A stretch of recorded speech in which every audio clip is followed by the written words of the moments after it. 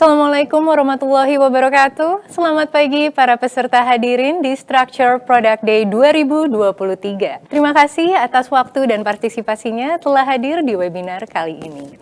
Dan semangat sekali untuk kalian yang ingin menjadi para investor ataupun juga trader, ingin mempelajari produk-produk inovasi terbaru dari Bursa Efek Indonesia. Waran Terstruktur merupakan produk yang masih baru dan terbilang baru launching nih sebenarnya di tahun 2022 kemarin. Masih banyak hal yang perlu kita pelajari. Tapi saat ini kita bisa langsung belajar dengan 3 narasumber yang sudah ahli dan profesional terkait dengan produk Waran Terstruktur ini. Sudah hadir di studio bersama saya ada Ibu Rita Effendi. Halo Bu Rita. Halo, selamat siang. Selaku Vice President Equity Sales dari Maybank Sekuritas Indonesia. Dan juga kepada Ibu Rain Luciana Siregar. Halo Ibu. Kepala Unit Evaluasi dan Pemantauan Perusahaan 1 Bursa Efek Indonesia. Dan hadir juga bersama kita Bapak Stanley Atmanegara. Halo Pak. Head of Sales dan Marketing Equity Derivative RHB Sekuritas Indonesia. Gimana nih kabarnya Bapak Ibu? Sehat-sehat. Luar biasa ya. Iya, saya juga merasa luar biasa sekali karena sebenarnya berbicara tentang waran terstruktur ini masih jarang nih ya. Jadi saya pengen peserta webinar juga fokus dan konsentrasi dan menyiapkan pertanyaan karena kita akan memiliki sesi pertanyaan di penghujung acara nanti. Nah, jadi kita awali ya nih pembahasan dari Bu Rere nih ya. Ini saya yakin inovasi struktur waran tersebut ini datang juga dari Bursa Efek Indonesia ya. Dan mungkin melihat perkembangan di pasar modal. Mungkin untuk refreshment nih untuk para peserta yang hadir hari ini dan belum kenal nih Bu. Sebenarnya waran terstruktur itu produk apa sih Bu? Oke Mbak Alia. Jadi memang kalau tak kenal tak sayang ya. Oh iya benar. Jadi biar sayang kita harus kenalan nih ya.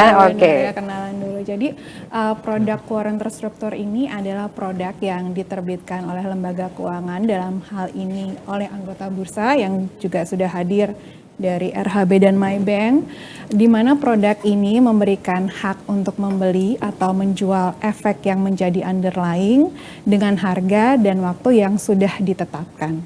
Kurang lebih pengertiannya seperti itu, Mbak. Oke, jadi ini memang produk turunan ya Bu ya? Yes, betul. Oke, nah kalau di Indonesia sendiri kan waran terstruktur kurang lebih baru ulang tahun nih ya Mbak, masih baby baru banget setahun nih. lebih ya? Baru setahun lebih ya, di 19 September 2022. Tentunya kita ingin melihat harapan dan jumlah investor dan produknya juga terus berkembang di Indonesia. Mungkin bisa diceritakan nih perbandingan perkembangan waran terstruktur di beberapa negara lainnya yang sudah mengadopsi waran terstruktur terlebih dahulu nih seperti apa nih Bu Rere? Oke, jadi sebenarnya produk ini nih sangat terkenal dan bahkan juga mungkin menjadi backbone kedua di beberapa bursa seperti bursa di Hong Kong, Singapura, Malaysia, Taiwan, dan Thailand. Di Hong Kong sendiri ada 5.600 waran terstruktur, di Malaysia ada 1.000-an, di Thailand ada 800, di Taiwan sekitar 700. Dan yang lebih menarik lagi, underlying yang digunakan kalau baru di kita baru ada single stock, di mereka tuh sudah sangat berkembang, ada yang bisa menggunakan indeksnya juga nggak indeks lokal aja Mbak, jadi indeks asing juga bisa dan efek-efek lain seperti ETF itu juga sudah bisa menjadi underlying. Jadi kalau di negara-negara Asia sebenarnya produk ini sudah luar biasa famous ya. Oke, mungkin bisa diceritakan juga sebenarnya waran terstruktur ini hadir di dunia nih. Mungkin Bu Rere tahu nggak sejak kapan gitu? Sejak kapan ya? Kayak sejak sebelum saya lahir. Sejak sebelum. Jadi memang sudah cukup sepuh lah ya sebenarnya ya. Apalagi kalau misalnya kita bicara ketika efek itu sudah terlalu mahal ya Pak ya untuk menjangkau retailnya, ya pastinya kita akan menurunkan efek-efek turunan, efek-efek derivatif ya salah satunya ya waran terstruktur ini gitu Mbak. Oke, jadi bisa dibilang ini cara membuka akses ya untuk agar para investor yang ada di Indonesia ini juga mencicipi ya produk-produk yang ada di pasar modal. Benar, Mbak. Baik.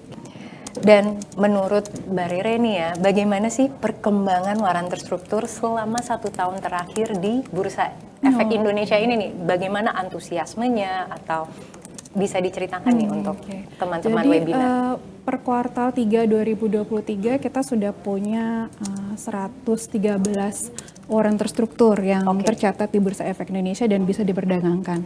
Ini dua orang yang sangat luar biasa dalam tahun ini sudah 93 ya Pak ya, mencatatkan warrant terstrukturnya, dan masih dalam proses juga kalau nggak salah ada 3 pipeline permohonan ya.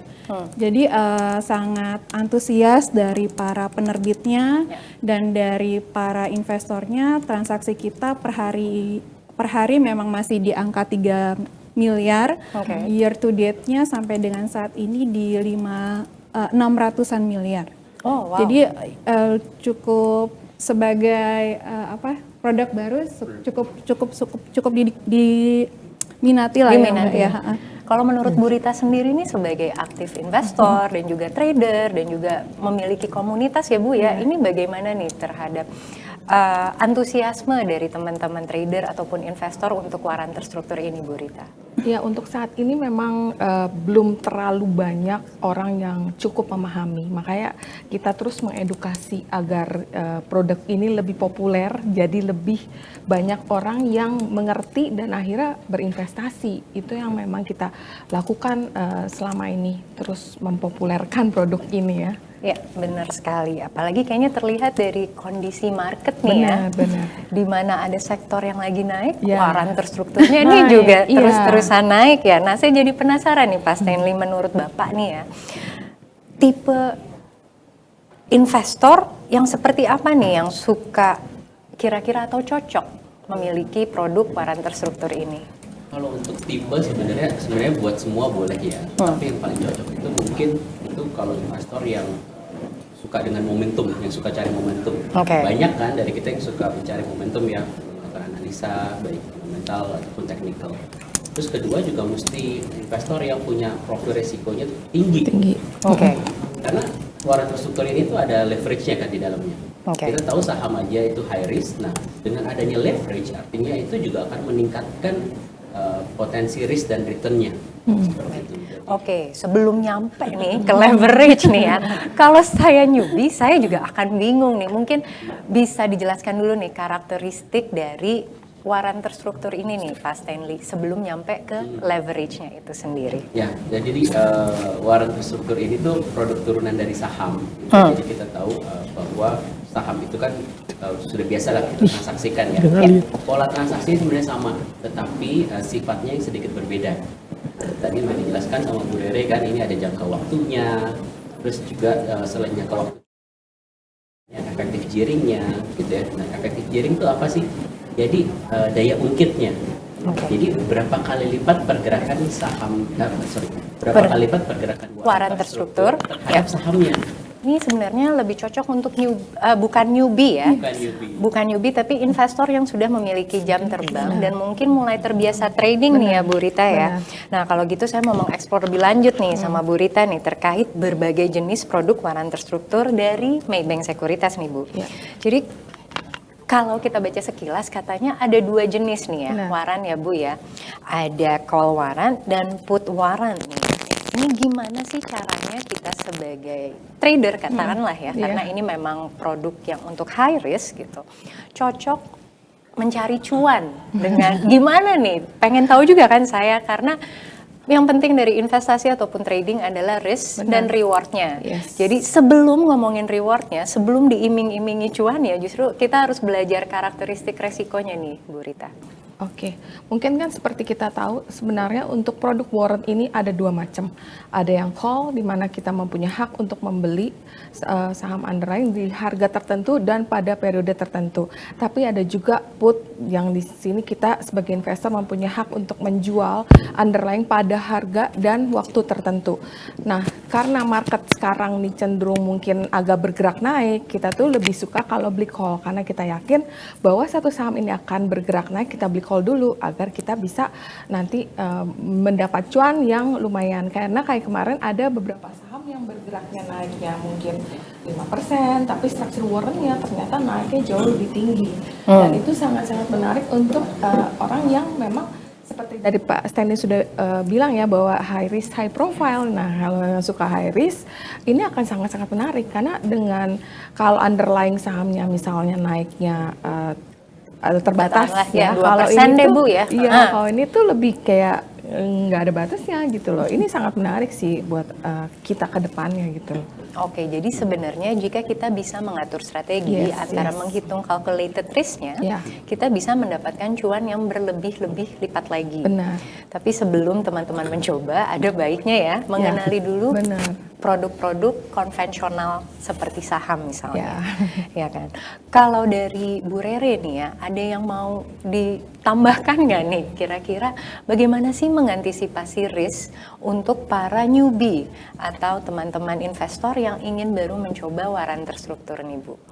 Oke, memang kami sampaikan lagi ya bahwa ini jangan dijadikan yang utama kalau menurut saya, karena kan dari awalnya memang ini ada sebuah turunan derivatif, jadi tambahan gitu. Ya Bu? Iya. Jadi jangan seperti misalnya kita mau makan gitu ya. Kalau kita isinya makannya kerupuk, jadinya batuk. Tapi harus seimbang gitu kan, harus ada nasinya, ada lauknya. Nah sama juga dengan investasi di derivatif foreign terstruktur ini.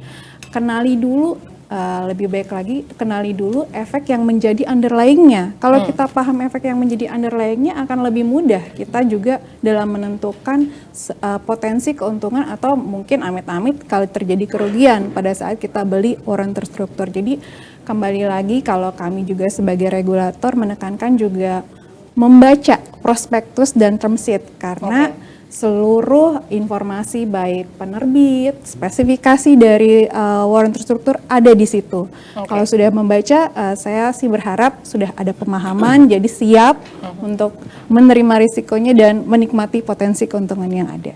Oke, jadi jangan hanya melihat pergerakan sahamnya aja secara teknikal, tapi kita harus mempersiapkan diri nih ya dengan membaca kitab panduannya nih ya. Ya, dan prospektus ini bisa didapatkan di mana Bu Rere? Ada di web bursa dan di web para penerbit ya. Dan term sheet-nya juga sama karena setiap kali penerbitan mereka harus menerbitkan term sheet untuk memberikan informasi detail dari waran terstruktur yang diterbitkan.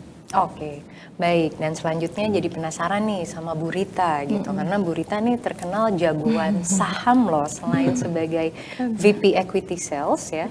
Bu Rita udah berapa lama sih Bu mengenal dunia saham nih kurang lebih? Udah lama sekali. Udah lama sekali ya. Jadi kurang lebih tahu lah ya bagaimana saham itu pergerakannya seperti apa ya. Nah kalau menurut Bu Rita, pergerakan saham waran terstruktur tuh ini didorong oleh apa ya Bu?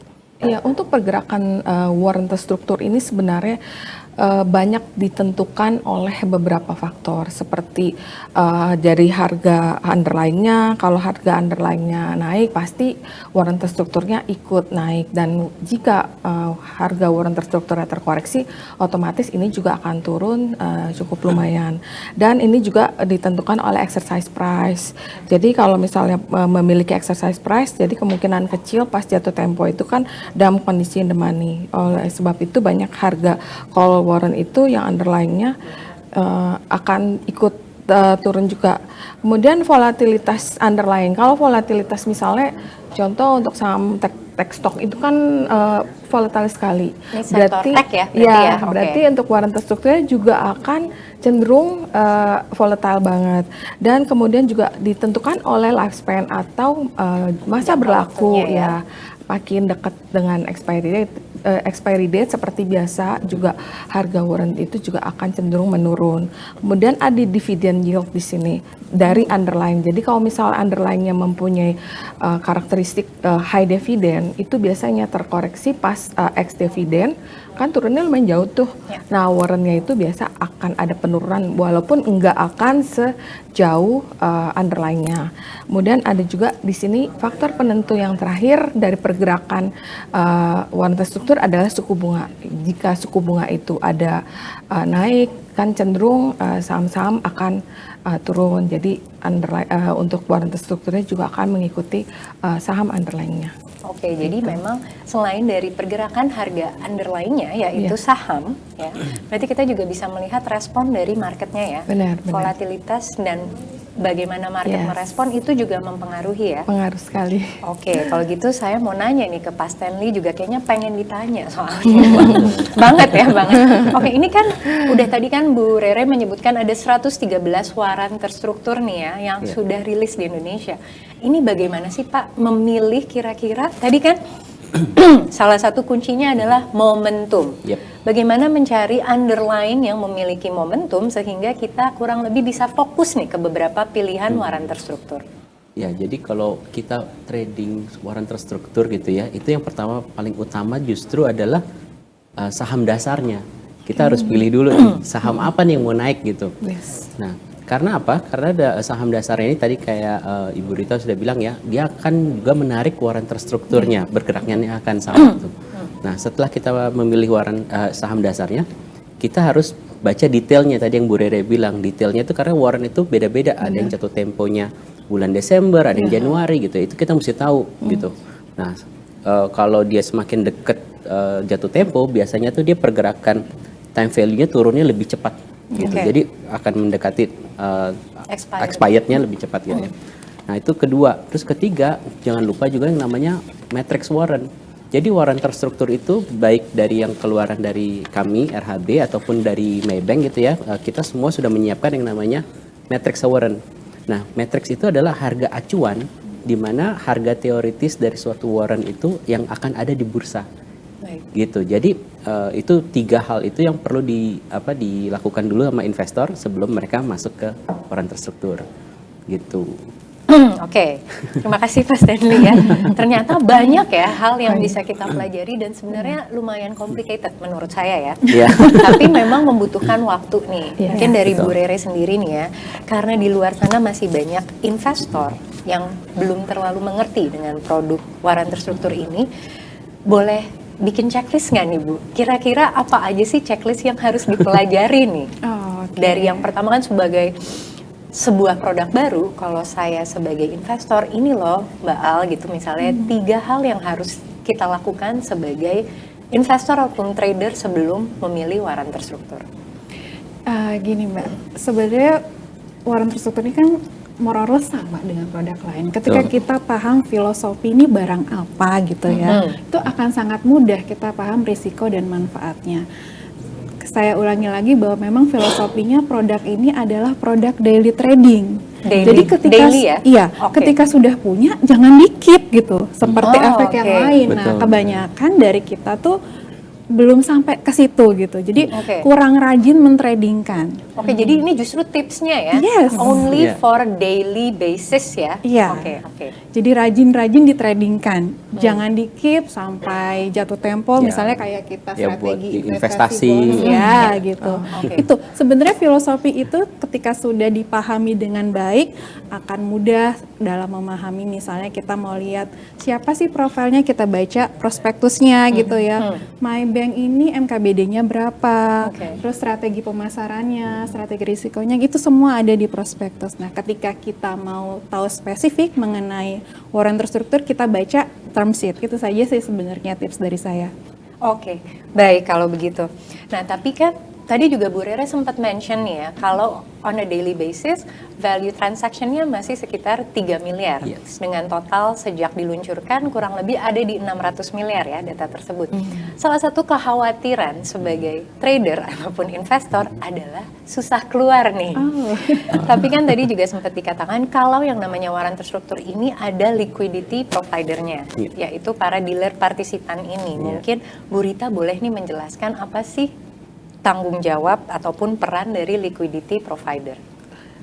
Tugas daripada liquidity provider di sini adalah menyediakan bid dan offer yang berkesinambungan. Jadi untuk semua investor nggak perlu khawatir bahwa nanti tiba-tiba nggak ada bid, karena memang kita selalu menjaga likuiditas dan menjaga agar investor ini setiap saat ingin membeli atau menjual semuanya selalu tersedia. Jadi likuiditas itu selalu ada di sana, jadi nggak perlu khawatir untuk investasi di waran terstruktur ini.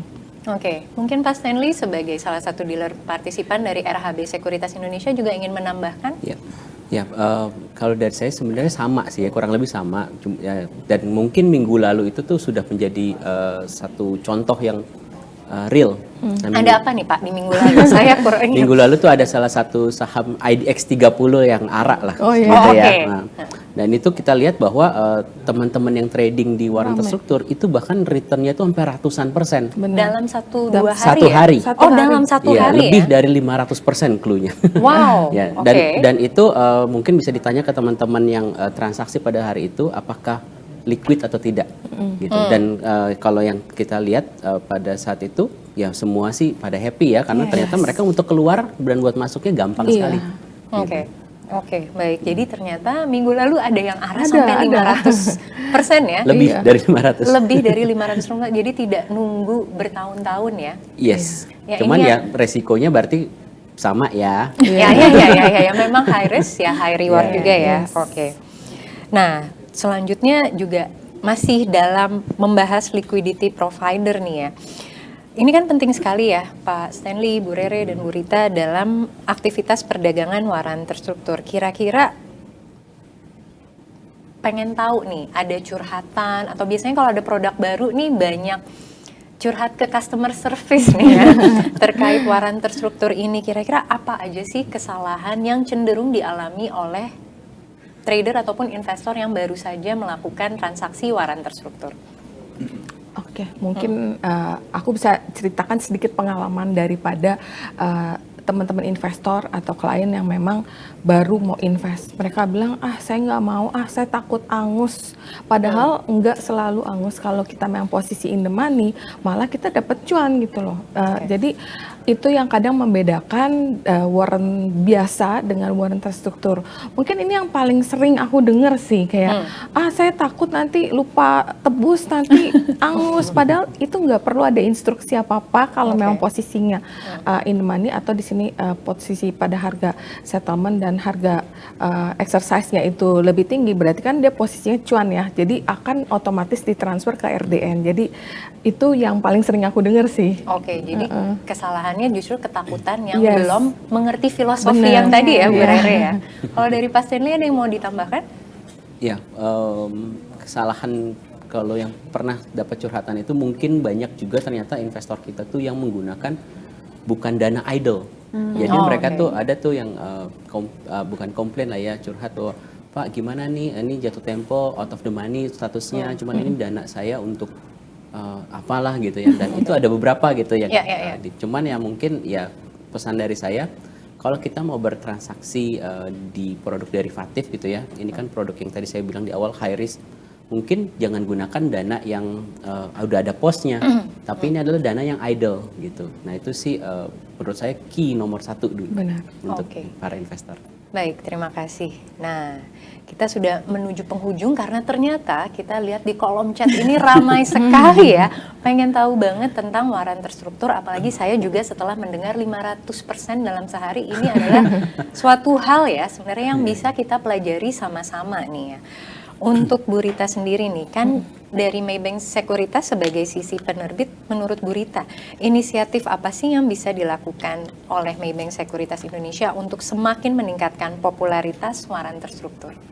Ya, dari Maybank Sekuritas kami selalu aktif memberikan edukasi kepada teman-teman maupun internal maupun eksternal dan menjalin kerjasama dengan anggota bursa lainnya untuk memberikan semakin banyak edukasi agar memahami produk yang memang ini cukup baru dan memang risknya cukup lumayan, walaupun risknya tinggi tapi ini sangat menarik returnnya juga. Jadi kita terus memberikan edukasi dari maupun itu dari media apapun, entah itu media cetak, media sosial, kita selalu aktif dan menjalin kerjasama dengan anggota bursa lainnya.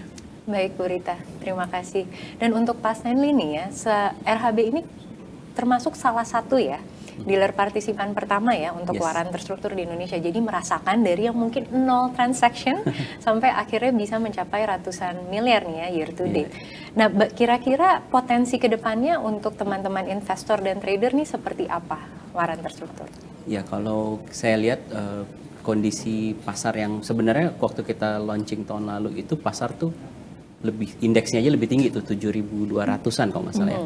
Dengan kondisi pasar yang sebenarnya lagi downtrend gitu ya, kita masih lihat bahwa ternyata investor-investor waran terstruktur tuh terus bertumbuh, gitu ya, terus stabil lah, gitu. Dan itu yang melihat saya juga semakin optimis bahwa memang market ini juga membutuhkan produk-produk derivatif seperti ini. Dan kita lihat kan juga kalau baca berita ya, sepertinya nanti tahun depan juga akan ada penerbit-penerbit baru nih, bukan hanya DR dan ZP aja gitu. Jadi harusnya semakin ramai ya dari sisi penerbit maupun juga dari sisi investornya. Baik, terima kasih Mas Stanley. Dan mungkin pertanyaan terakhir dari saya untuk Bu Rere nih ya. Kita agak sedikit di penghujung tahun nih 2024 dan melihat antusiasme dan perkembangan waran terstruktur selama setahun terakhir. Tentu Bursa Efek Indonesia juga memiliki strategi nih ke depannya. Seperti apa nih Bu kira-kira inisiatif dan inovasi untuk waran terstruktur ke depannya? Baik, untuk semakin meramaikan bursa waran terstruktur ini, kita punya 3 strategi, antara lain kita akan coba perluas underlying-nya yang sebelumnya hanya menggunakan saham pada konstituen IDX 30, kita akan perluas. Semoga bisa sampai IDX 80. Amin. Lalu juga keragaman underlying-nya yang saat ini hanya menggunakan single stock, kita coba nanti menggunakan indeks ya Pak, indeks dalam dan luar, dan mungkin efek lain ETF seiring dengan juga semakin banyaknya ETF yang ada di Bursa Efek Indonesia. Dan selain itu kita juga berharap nanti tidak hanya ada call Mbak, tapi mungkin juga akan ada put warrant ya. Jadi semakin meramaikan, iya semakin meramaikan, nggak hanya opsi untuk beli tapi ada opsi untuk jualnya juga. Kurang lebih itu Mbak Alia 3 strategi kita dalam pengembangan waran terstruktur ke depan. Baik, terima kasih Bu Rere, terima kasih juga pada Pak Stanley dan Bu Rita, tapi jangan kemana-mana dulu ya, karena kita harus menghadapi ini. Lumayan banyak dan senang sekali melihat para peserta hadirin di Structure Product Day 2023 ini semangat sekali belajar waran terstruktur. Ya, langsung saja saya bacakan karena ini banyak banget ya. Yang pertama pertanyaan dari Raden Ananta untuk Ibu Rere. Seru banget nih Bu, ini langsung pertanyaannya agak susah ya, nggak apa-apa ya. Karena mungkin tadi yang susah kasih Bu Rere. Nah, para peserta sangat menyimak. Ini salah satu tadi history yang Ibu Rere ceritakan nih. Apakah forex juga bisa menjadi underlying?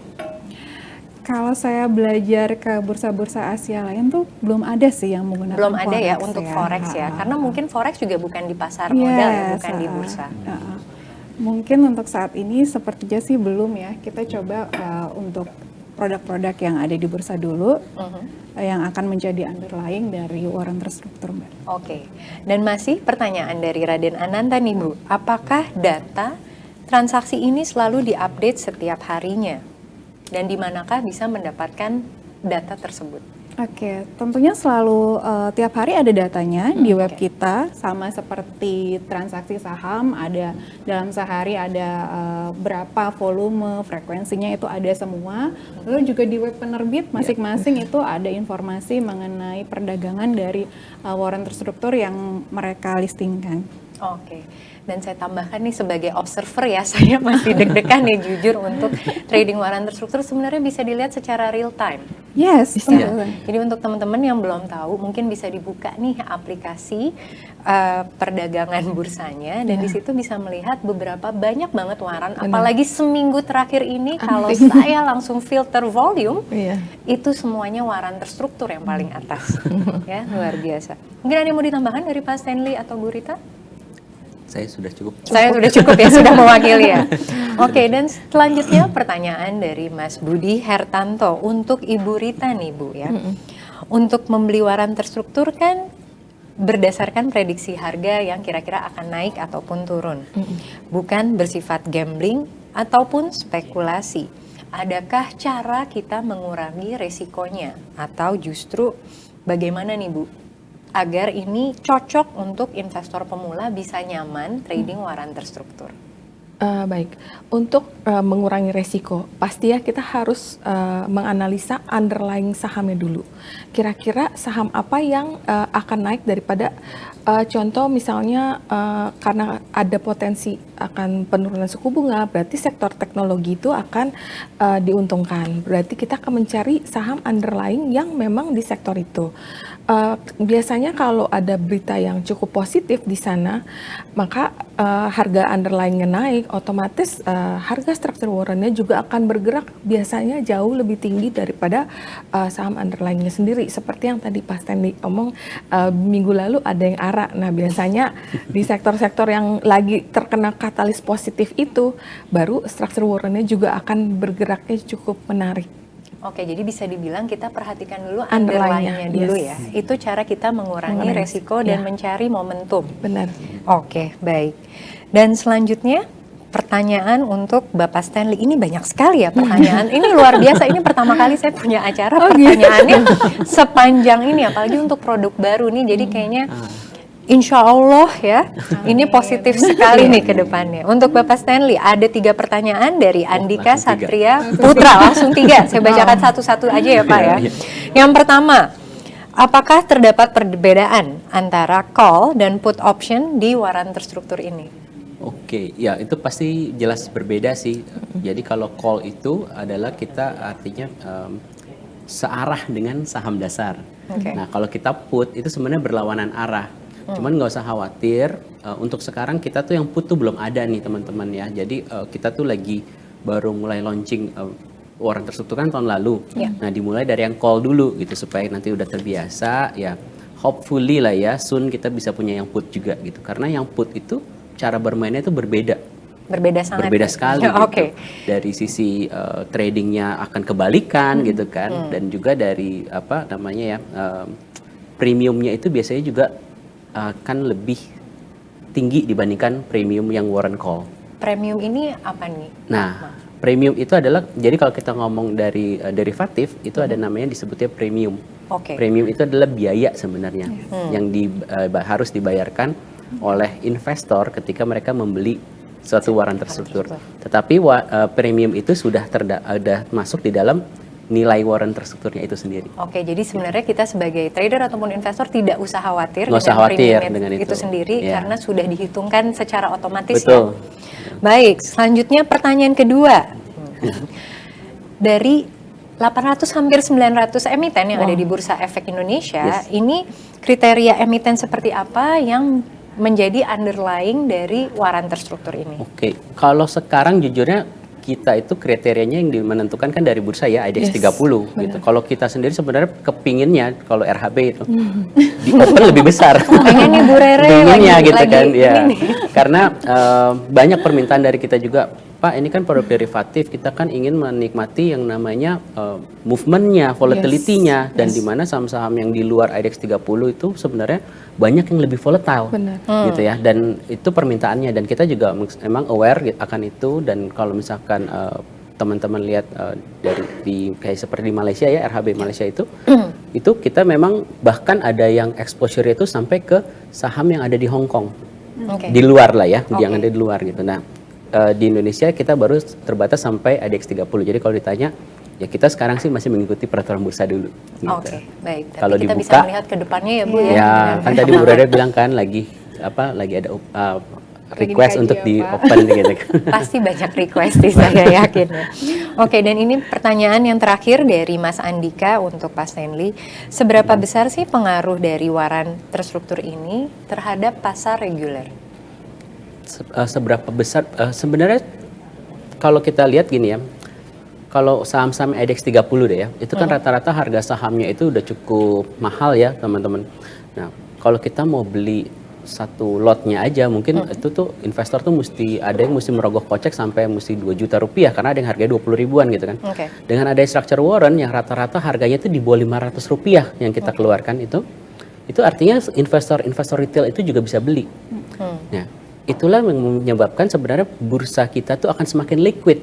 Kenapa? Karena ketika teman-teman membeli waran terstrukturnya, LP itu atau misalkan kami sebagai penerbitnya itu tuh punya kewajiban itu untuk melakukan hedging. Hedgingnya itu apa sih? Sebenarnya kita juga beli saham utamanya. Artinya menambah likuiditas di saham utama kan. Nah, jadi dengan bertumbuhnya waran terstruktur ini itu juga akan menumbuhkan likuiditas di pasar utamanya. Seperti itu. Jadi ini juga informasi baru ya buat saya, kalau sebagai liquidity provider kita juga harus memiliki certain allocation untuk aset underlying-nya juga. Betul. Ya. Baik, terima kasih Pak Stanley. Dan lanjut untuk Ibu Rere nih. Pertanyaan ini datang dari Hairiah L. Marwia. Ibu, apakah nantinya put and call waran terstruktur memiliki investasi yang berbeda? Memiliki investasi yang berbeda Mungkin maksudnya secara apa? nilai ya gitu, atau mungkin bisa dijelaskan nih dari Bu Rere, cuma karena kita ini masih belum memiliki put waran ya, mungkin kalau saya boleh bantu, mungkin antara call waran terstruktur memiliki investasi yang berbeda dengan aset underlying-nya. Oke, jadi seperti Pak Stanley sampaikan, kalau kita belinya put pasti harganya lebih premium dibanding call itu. Dan ini namanya. belum ada ya? Iya. Oke, jadi premiumnya sendiri bisa bedanya seperti apa sih Bu? Bedanya signifikan nggak ya Pak? Ya kita karena belum ada, kita juga Belum bisa belum- dihitung. belum Iya, bisa. iya. Oke. Cuman sebenarnya investor juga nggak perlu khawatir. Penamaan dari waran terstrukturnya itu udah Nanti ada akan kodenya tuh bedanya dari ya. bursa. Oke. Jadi kalau C itu sekarang kan call, kalau Oke. nanti put itu P. Oke. Gitu. Jadi udah sebenarnya untuk penamaan semuanya tuh udah disiapkan, bursa tuh udah siap, tinggal produknya itu yang belum di-launching.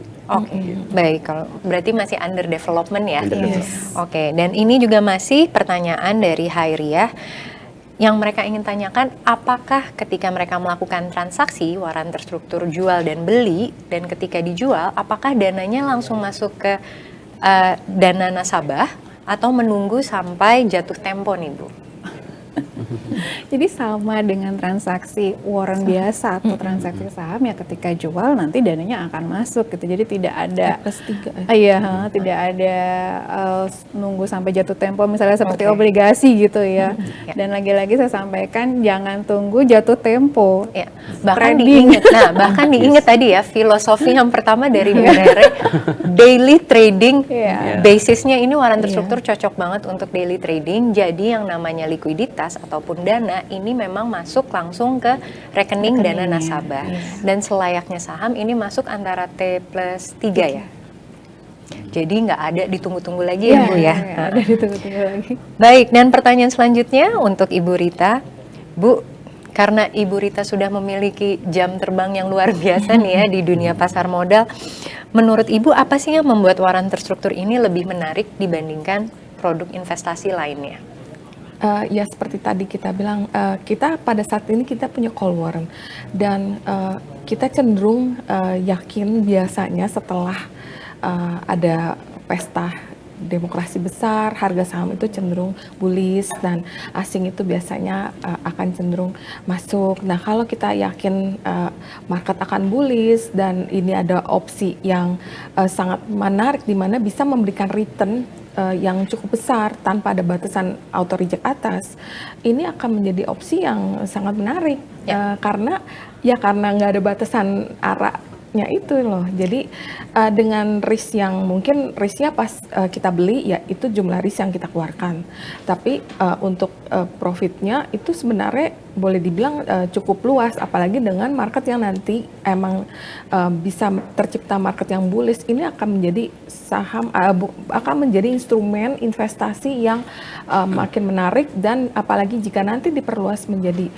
seperti tadi Bu Rere bilang akan diperluas ke 80 ya, itu akan menjadi banyak sekali pilihan yang sangat menarik, apalagi nanti misalnya sektornya properti akan bagus kalau suku bunga misalnya di-cut. Nah, itu beberapa katalis yang cukup menarik untuk underlying-nya, makanya untuk waran terstrukturnya juga akan terkena imbas yang sangat positif kita.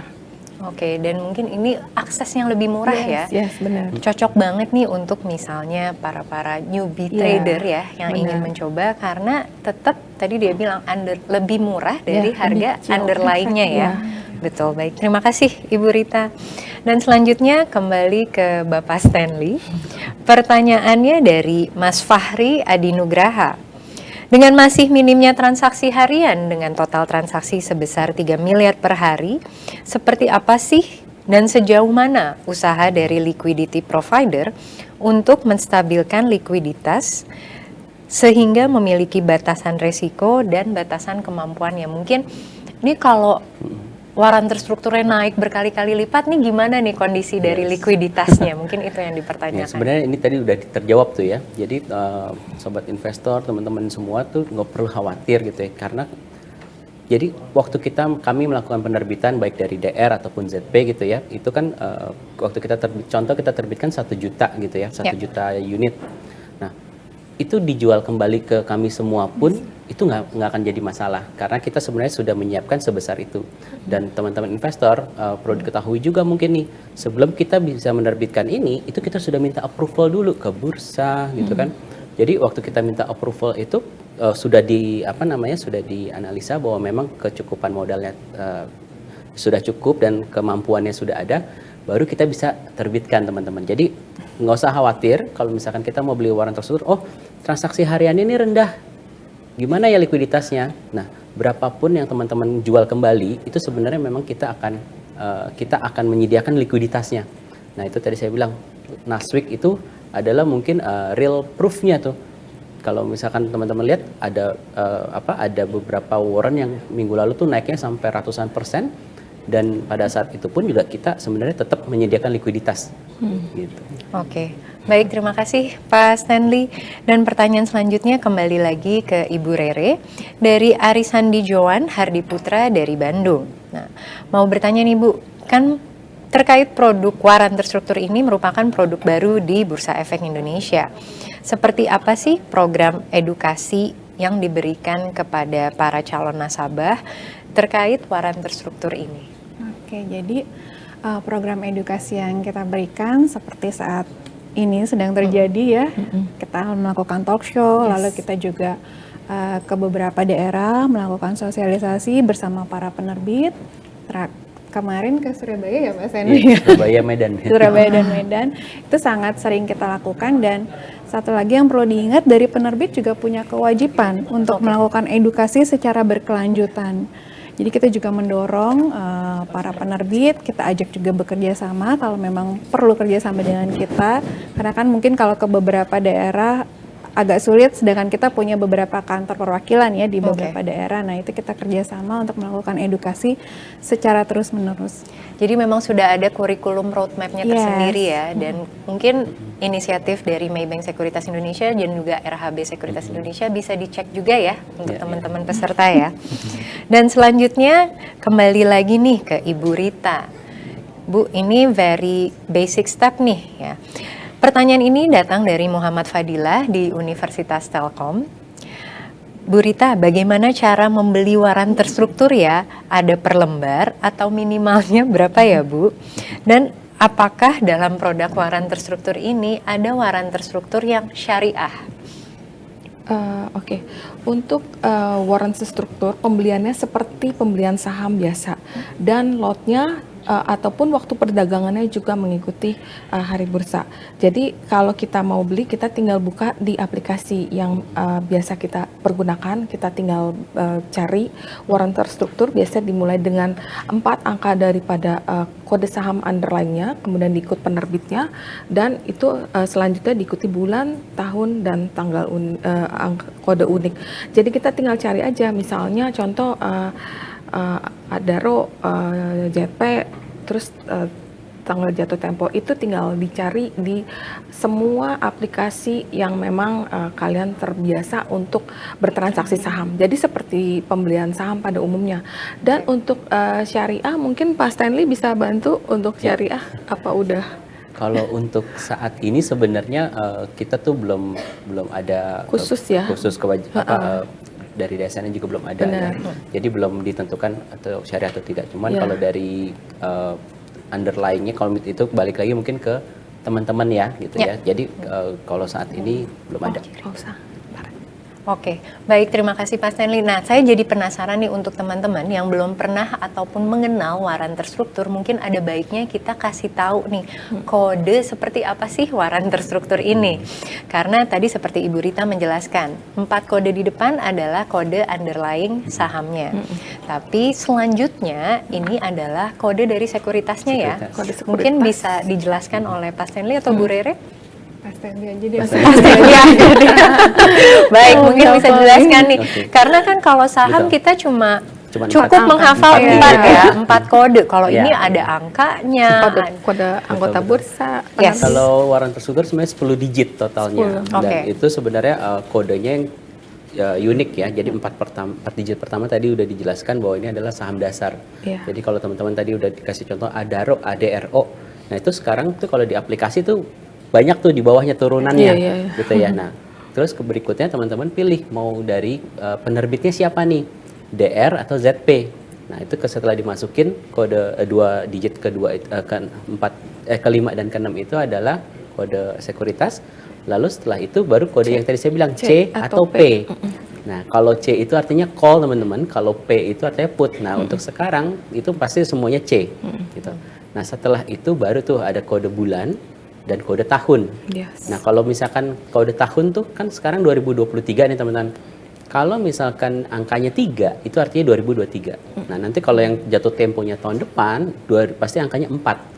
Nah, jadi kalau untuk teman-teman, karena kan ini udah bulan Desember nih, udah mau masuk bulan Desember. Ya, jadi kalau ada yang masih trading di yang belakangnya 3, nah itu teman-teman mesti perhatikan juga ya, jangan sampai nanti keburu jatuh tempo. Gitu. Dan terakhir itu ada kode A, B, C, D, itu adalah kode unik. Gitu. Itu sebenarnya kode serinya, seperti itu. Jadi ya 10 digitnya seperti itu.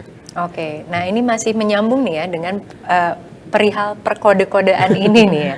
Pertanyaan ini datang dari tunggu.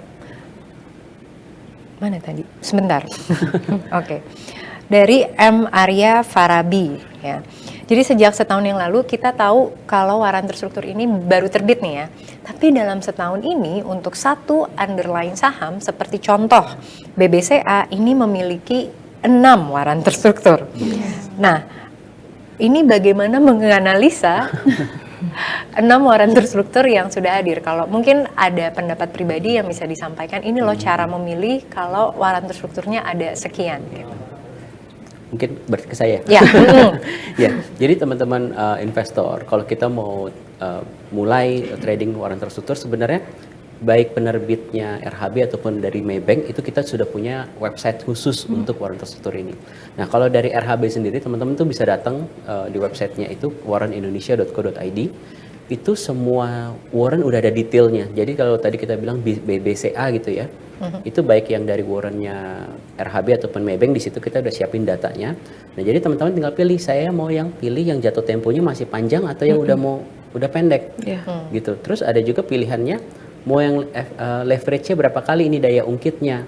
Jadi ada yang 3 kali, ada yang 4 kali, bahkan kalau udah mau jatuh tempo biasa dia semakin tinggi itu bisa 7 kali gitu. Nah itu yang mesti diperhatikan sama investor.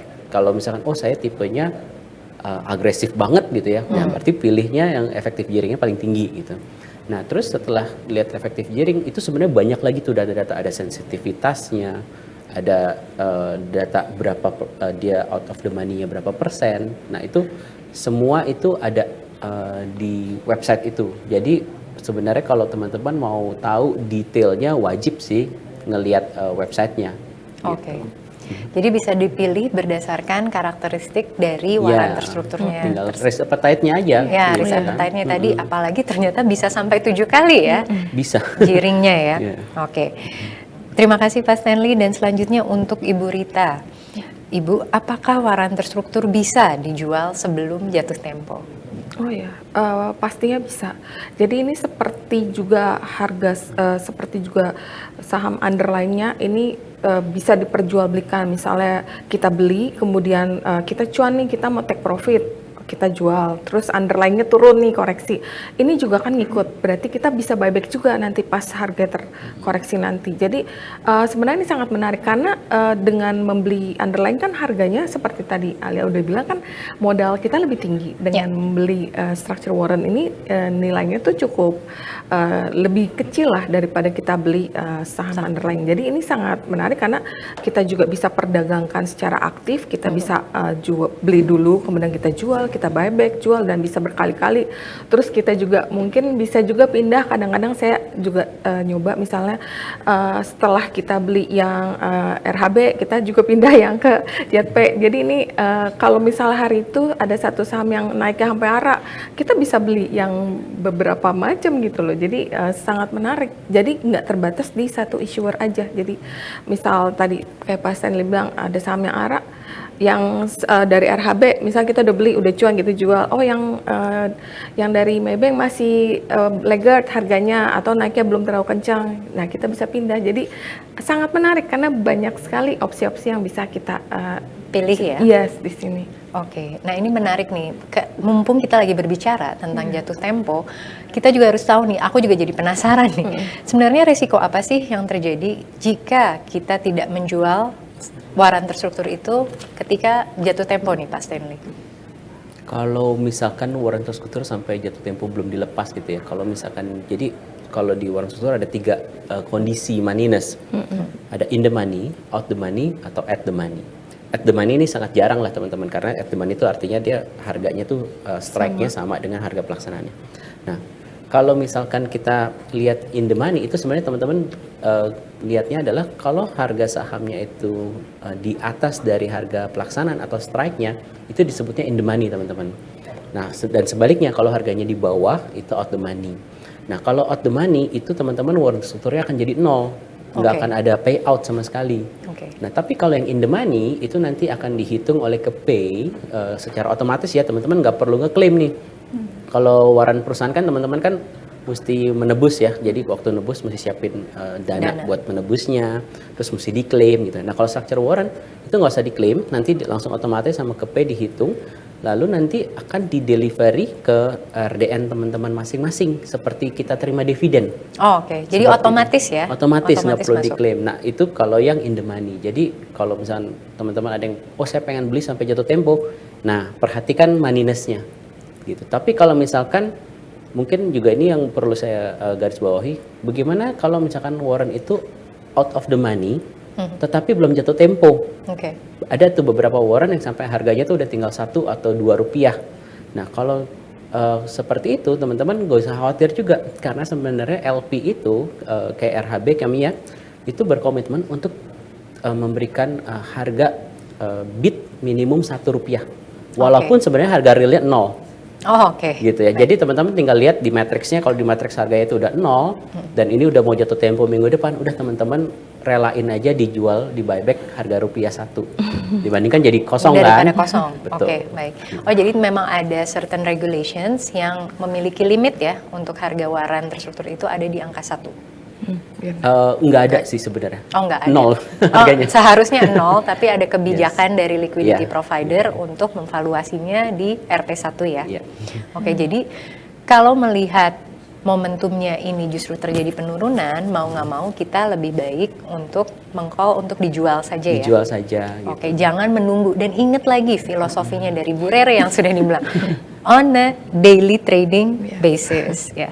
Oke, kalau gitu langsung ke Bu Rere nih. Pertanyaan ini datang dari Hairiah Elmarwiyah dari Bengkulu.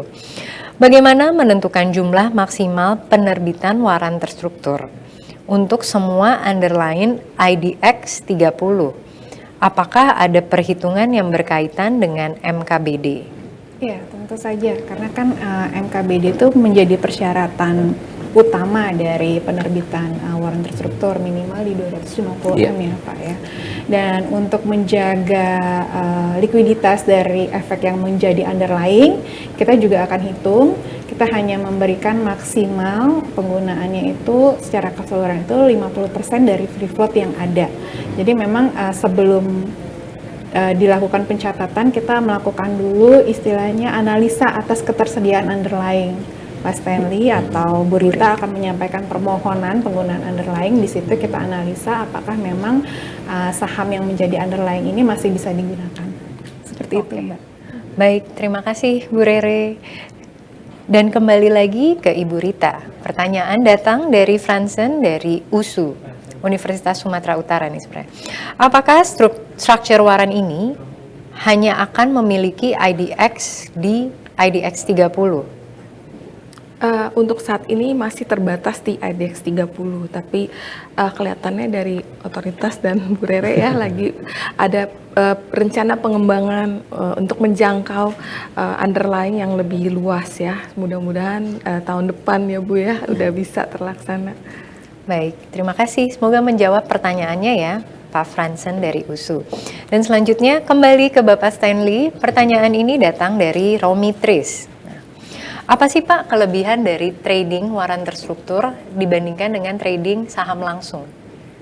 Ya, kelebihannya sebenarnya banyak banget teman-teman.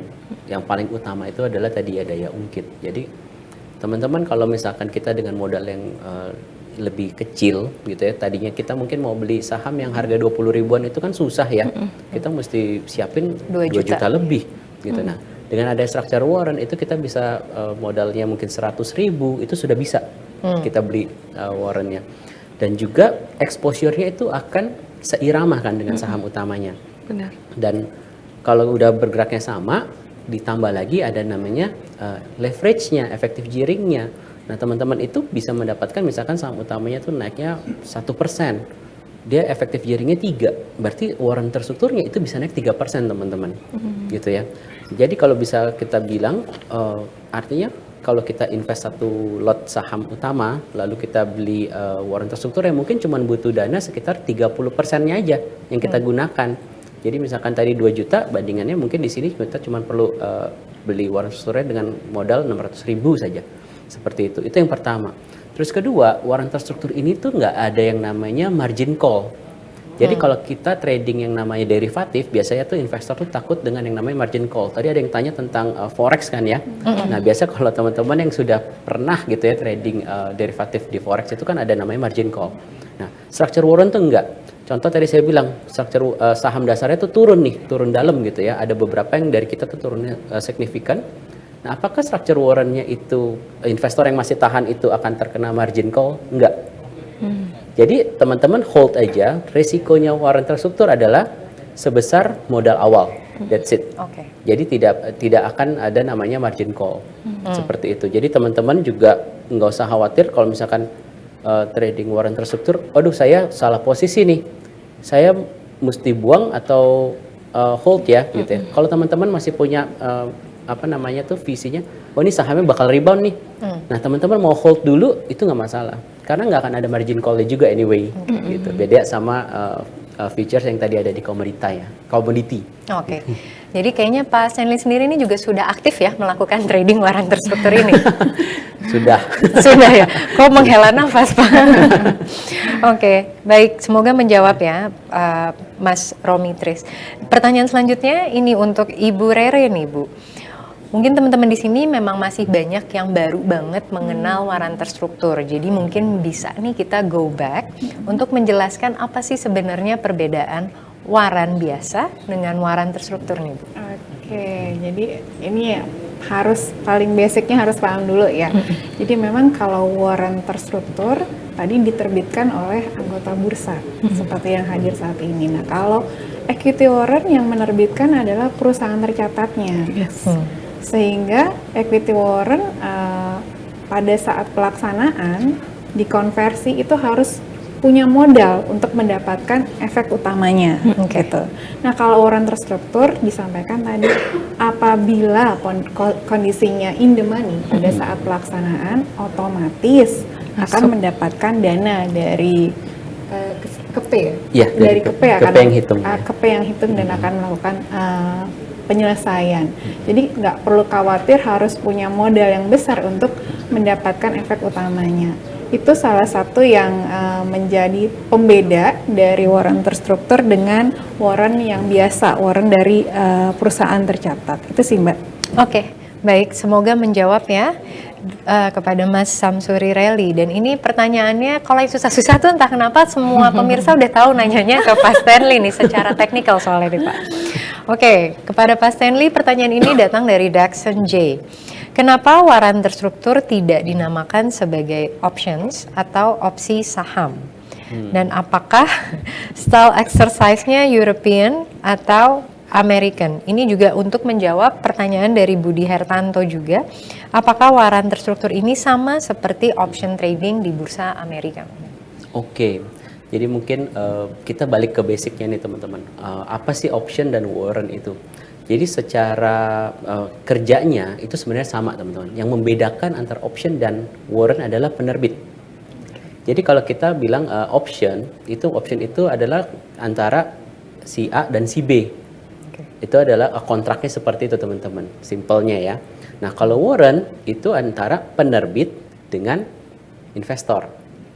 Nah, yang berbeda adalah dari sisi liquidity providernya teman-teman.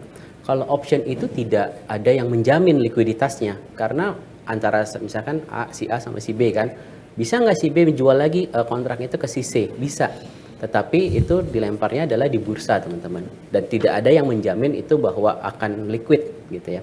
Nah, kalau warrant itu beda. Ketika kami jadi penerbit dari DR, dari ZP gitu ya, dari kita mengajukan diri kepada bursa sebagai penerbit, dan di situ juga kita punya kewajiban untuk menjadi liquidity provider.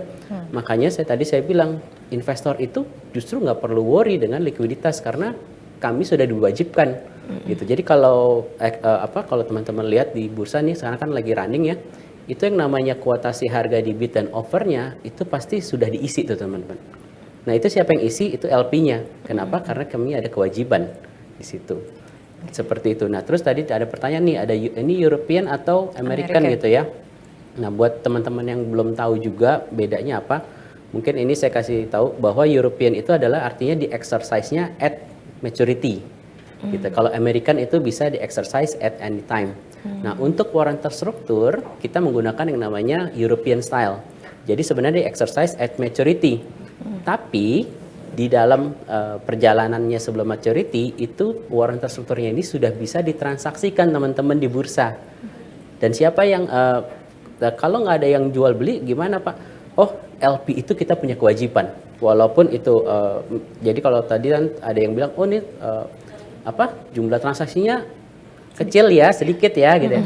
Nah cuman teman-teman walaupun sedikit itu kita udah isi tuh bid dan offer. Jadi at any time teman-teman mau masuk ataupun mau keluar itu gampang. Jadi nggak usah worry.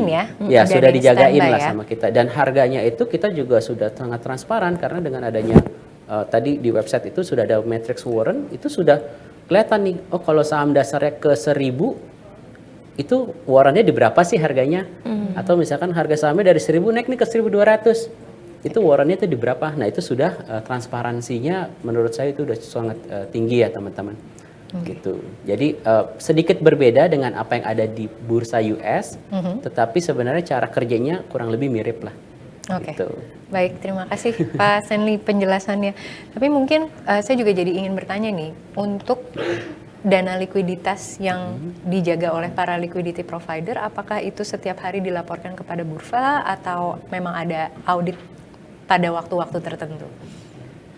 Kita setiap hari ada namanya daily reporting teman-teman. Jadi kalau teman-teman datang ke idx.co.id di bagian keterbukaan informasi, itu tuh ada tuh data berapa posisinya ya, posisinya kita berapa gitu. Dan kita juga sebenarnya juga kewajiban-kewajiban kita tuh sudah kita laporkan juga ke regulasi, ke regulator gitu ya. Jadi teman-teman nggak usah khawatir juga tuh untuk masalah itu. Dan kayak kan tadi saya cerita tuh kalau ada teman-teman yang beli warrant terstruktur ada kewajiban LP itu untuk melakukan hedging. Nah itu semua juga sudah di keep oleh Kepay.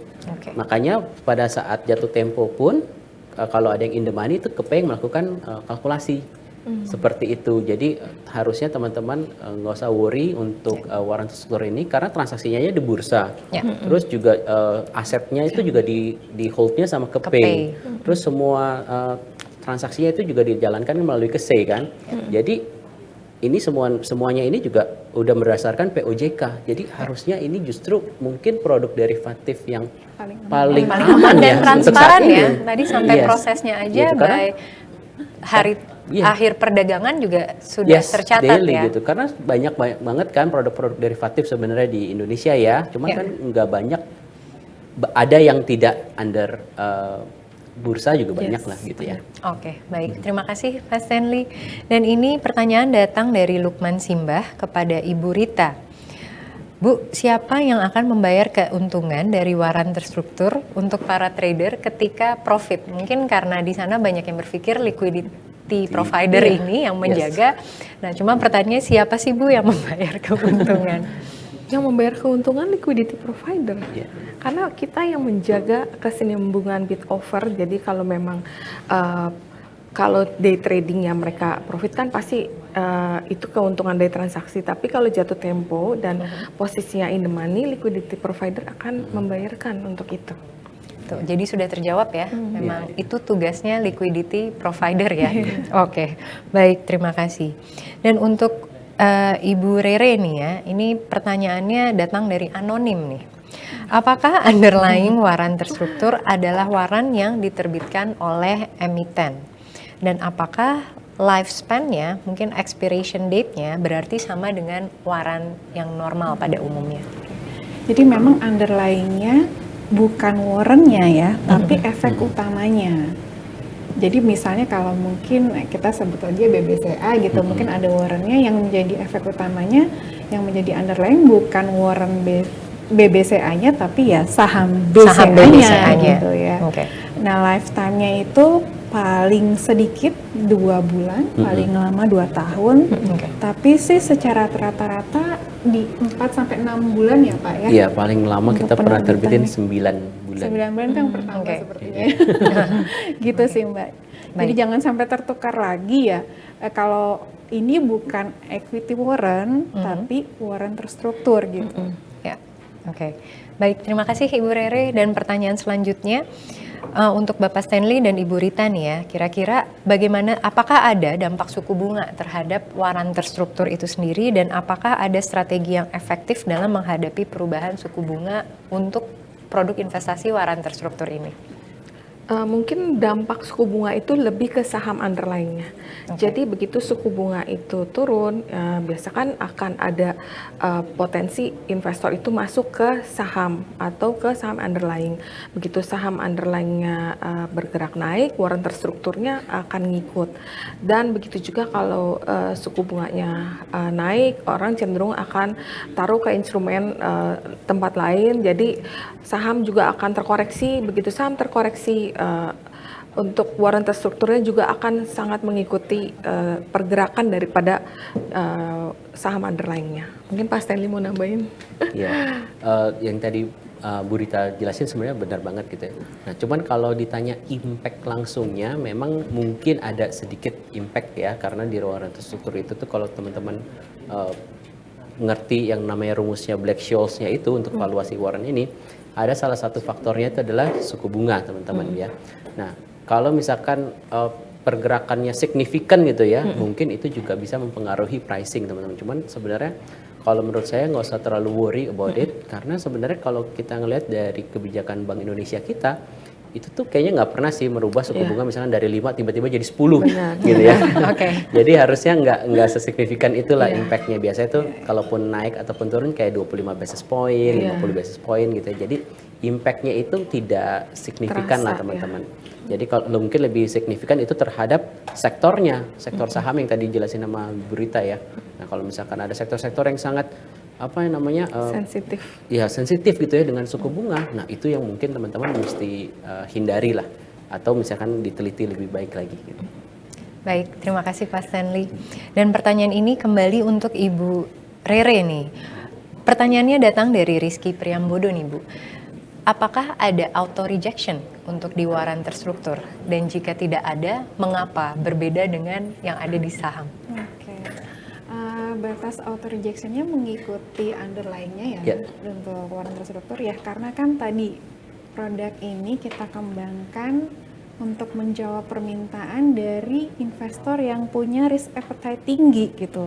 Nah, kalau kita terlalu jagain, nanti exposure-nya mungkin akan kurang terasa. Kurang menarik ya Bu ya? Yes, nah kita kembalikan lagi tuh ke filosofinya.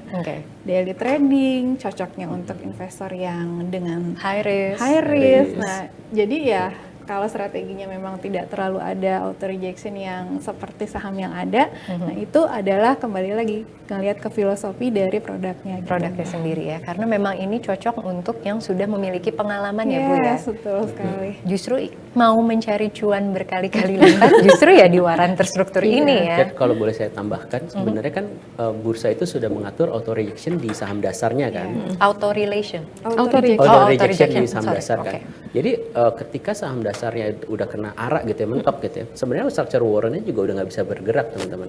Karena kan di matrix warrant-nya kan itu berdasarkan saham dasar kan. Jadi ketika saham dasarnya tidak bisa bergerak naik lagi, itu otomatis juga structure warrant-nya nggak naik lagi tuh. Gitu. Jadi ya harusnya teman-teman lihat aja sih saham dasarnya juga. Kalau misalkan 25 berapa sekarang 35% ya? Ada yang Arahnya 35% kan? Terus kalau misalkan efektif gearingnya let's say 10, ya berarti kurang lebih dikaliin aja tuh teman-teman. Itu mentoknya tuh di berapa kurang lebih seperti itu. Oke, baik. Terima kasih Pak Stanley. Dan pertanyaan selanjutnya juga kepada Pak Stanley lagi nih. Apakah waran terstruktur ini hanya bisa dibeli di Sekuritas Maybank dan RHB Sekuritas karena sementara ini hanya dua nih ya baru dua providernya. Mungkin bisa dibantu jawab oleh Bu Rita dan Pak Stanley. Enggak sih teman-teman, kalau misalkan mau beli structure warrant itu sebenarnya bahkan nggak perlu saya mau beli yang RHB punya mesti buka account di RHB.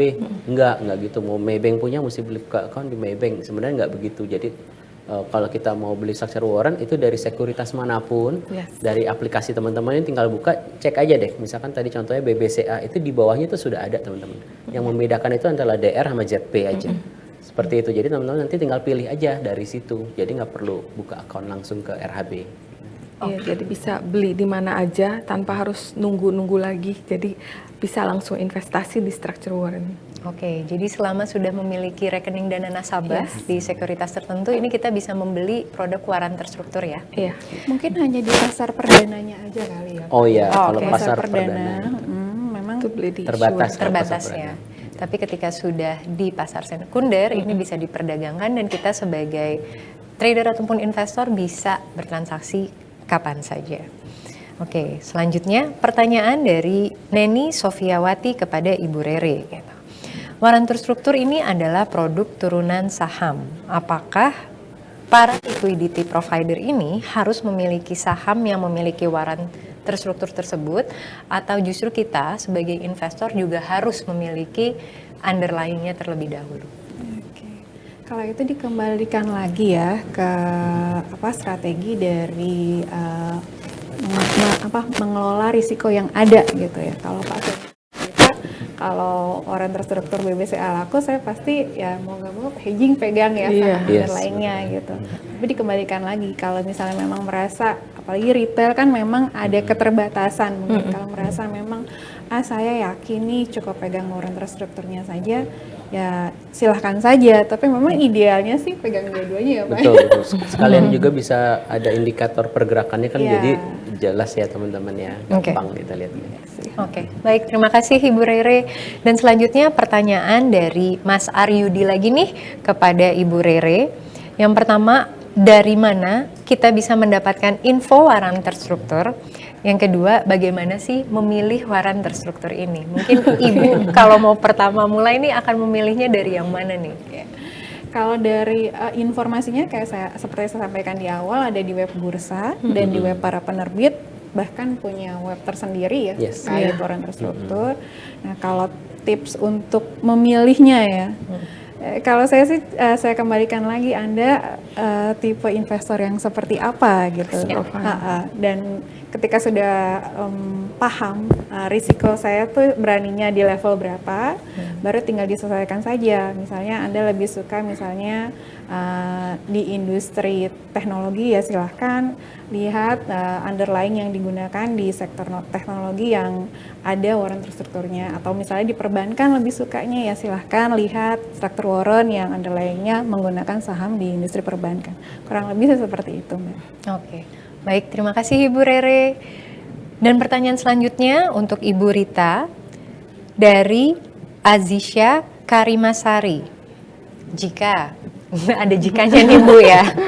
Kalau saja misalnya put warrant resmi launching di Bursa Efek Indonesia, apakah ini justru membuat pasar akan lebih bearish atau pesimis nih Bu? Kalau menurut Ibu, kalaunya nih kayak gimana nih? Aku rasa dengan launchingnya put warrant itu tidak akan membuat pasar itu bearish, karena pasar itu bearish itu tergantung daripada perkembangan makroekonomi satu negara dan mungkin juga dipengaruhi oleh regional. Jadi lebih ke ini kayak lebih punya opsi aja. Tapi kalau misalnya untuk membuat pasar bearish itu enggak sih. Tapi kalau memang kamu misalnya harga sudah tinggi atau indeks sudah tinggi, kita punya opsi lain. Daripada dulu ada call doang, sekarang udah ada put. Jadi kita bisa sell atau membeli put ini karena kita punya pandangan bahwa ini indeks ini tinggi sekali dan cenderung terkoreksi. Jadi kita punya opsi aja yang sekarang tuh lebih lengkap. Kalau dulu cuman ada call doang, sekarang udah dilengkapi dengan putnya. Jadi ini akan menjadi market itu lebih dinamis dan lebih bergairah nantinya malah. Baik, Ibu Rita, terima kasih. Ya, saya juga setuju sih ini menjadi salah satu opsi ya, tambahan. Tidak selalu pasar itu pesimis, tetap aja ada produk-produk yang tetap bisa menghasilkan return positif ya. Dan ini pertanyaan terakhir untuk Bapak Stanley dari Wahyu A. Gimana strategi supaya tidak terkena risk cut loss apabila mendekati expire date? 1. Yang kedua, apakah harus cut loss untuk mengurangi kerugian? Lalu ketiga, setelah expired date ada, apakah ada return dari harga terakhir saham warrant yang di-exercise dan apakah ada kemungkinan gagal terjual? Oke. Jadi yang tadi pertama ya, gimana caranya cut loss ya? Tidak terkena atau meminimalisir risiko cut loss dari warrant terstruktur. Jadi teman-teman sebenarnya ini adalah mesti balik ke disiplinnya kita masing-masing ya sebagai investor. Jadi kalau teman-teman jadi investor saham, itu aja kita mesti disiplin. Nah, ini investor produk turunan saham, tingkat disiplinnya itu mesti 2-3 kali lipat juga gitu karena leverage-nya juga setinggi itu teman-teman. Jadi kalau ditanya gimana caranya, ya pasti kan dulu waktu kita beli sahamnya ini, waktu beli warrant terstrukturnya ini, saham dasarnya ini memang lagi trennya bullish. Jangan kita beli saham yang lagi bearish. Nah kalau tadi pertanyaan kedua kan, apakah mesti cut loss? Jujurnya kalau misalkan teman-teman melihat gitu ya, ternyata sahamnya ini bearish nih. Analisa tadi kita lihat ini bakal bullish, ternyata dia balik arah itu berdasarkan mungkin ada data yang keluar jelek atau misalkan candle-nya teman-teman berbalik arah gitu. Ya udah, itu mungkin teman-teman mesti cut loss tuh di situ.